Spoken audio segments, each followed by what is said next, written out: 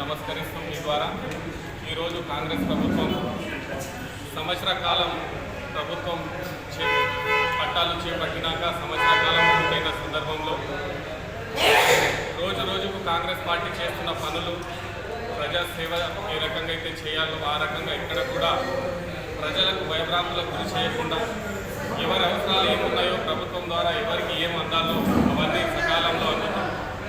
రైతుల విషయంలో కానీ పేదవాళ్ళ విషయంలో కానీ అనారోగ్యంతో బాధపడుతున్న రోగుల విషయంలో కానీ రేపు ఈ రోజు నుంచి ఆన్లైన్ సర్వే కూడా స్టార్ట్ అయింది ఈ గ్రామ గృహాలకు.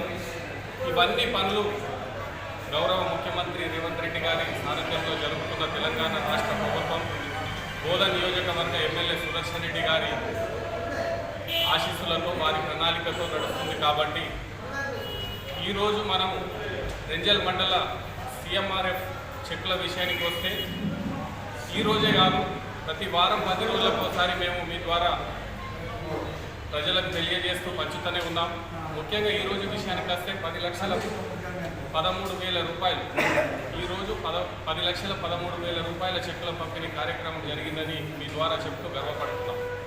ఏ విషయంలో అయినా కార్యకర్తల్ని గమనించండి. మీరు ఎక్కడ కూడా ఏ ప్రజల పనులు చేసేటప్పుడు ఎలాంటి ఆశలు పెట్టుకోకుండా ప్రజల సేవే కర్తవ్యంగా చేస్తూ మీ ఆశీస్సుల కొరకు ఎదురు చూస్తున్న కార్యకర్తకు మీరు వెన్నట్టుండి ఈ తెలంగాణ కాంగ్రెస్ ప్రభుత్వాన్ని ఆశీర్వదించవలసిందిగా మీ ద్వారా ప్రజలకు కోరుతా ఉన్నాం.